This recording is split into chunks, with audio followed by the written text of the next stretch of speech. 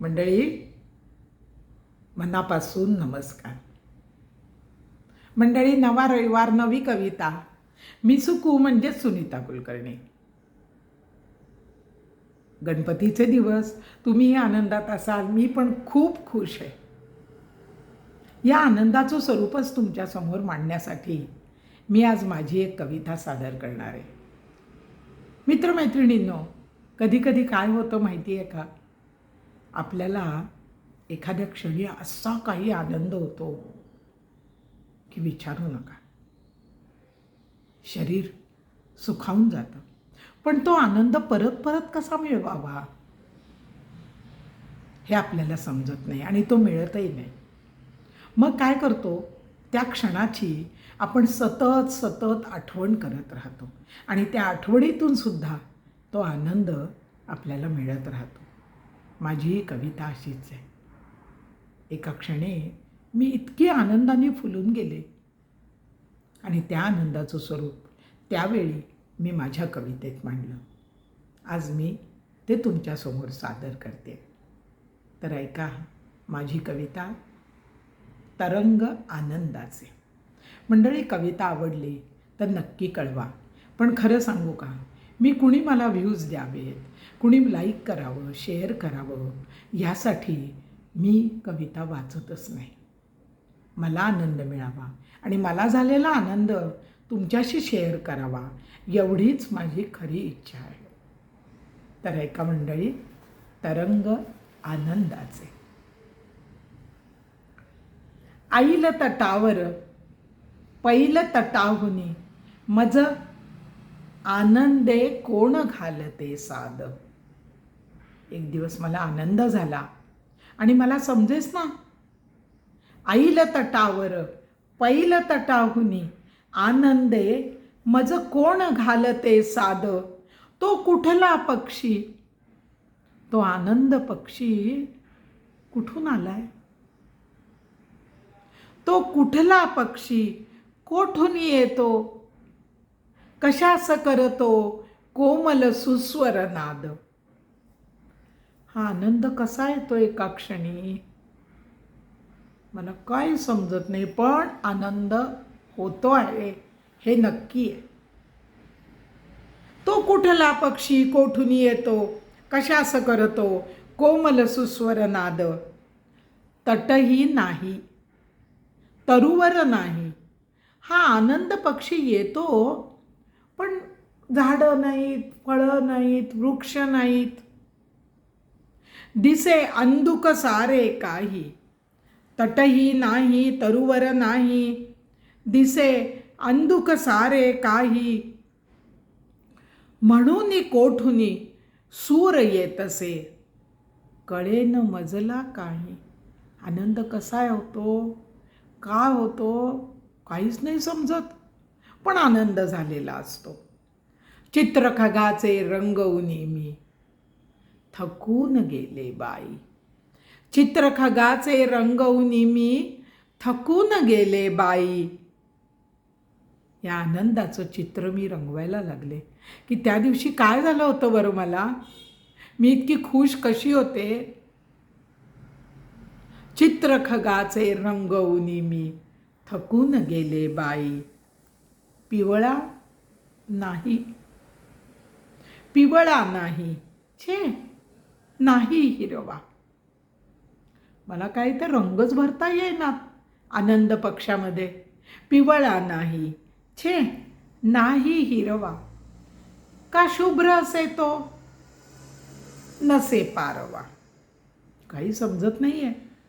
जसा कसा तो असेल असू दे, जाऊ दे. आता मी त्या आनंदाचं स्वरूप रंगवण्यात थकून गेले आहे.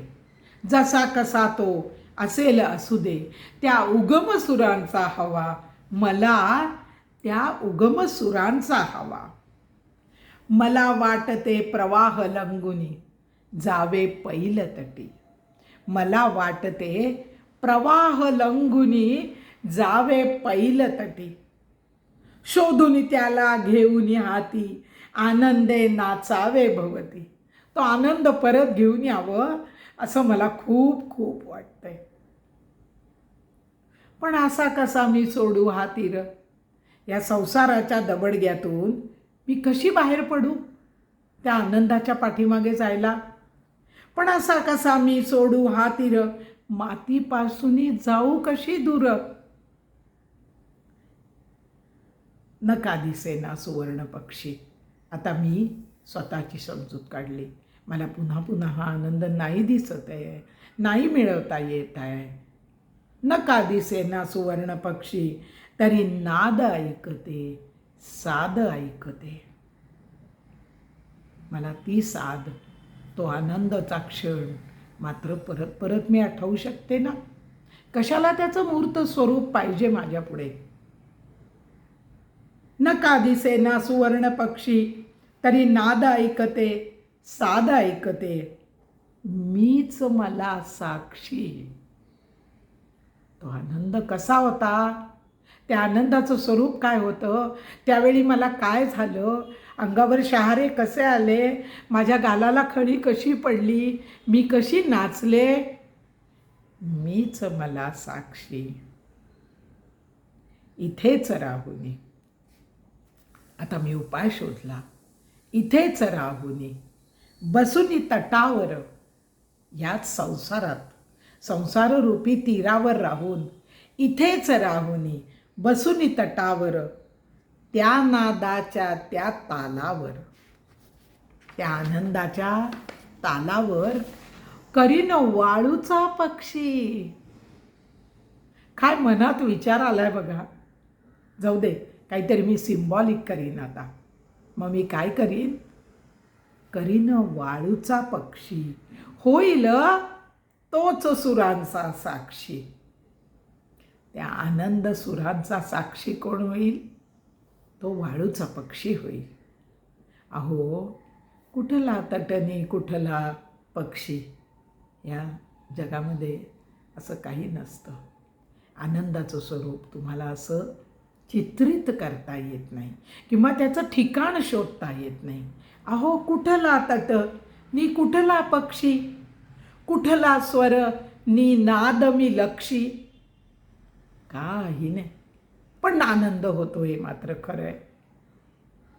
हृदयातील आनंद कळीचे, हृदयातील आनंद कळीचे, फूल उमलते त्यावेळीचे. तेव्हा हृदयात खरा आनंद होतो. हृदयातील आनंद कळीचे, फूल उमलते त्यावेळीचे. हे सारे केवळ भासमनीचे. आनंद हा सुद्धा एक भास आहे, पण तो खरा असतो.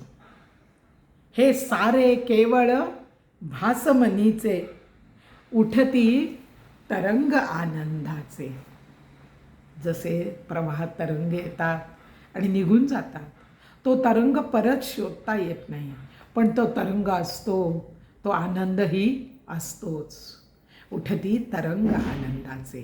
या गणपती उत्सवाच्या निमित्ताने तुमच्याही मनात असेच आनंदाचे तरंग उठवत सर्वजण आनंदी होवोत, सुखी होवोत, अशी मी गणपती चरणी प्रार्थना करते. धन्यवाद.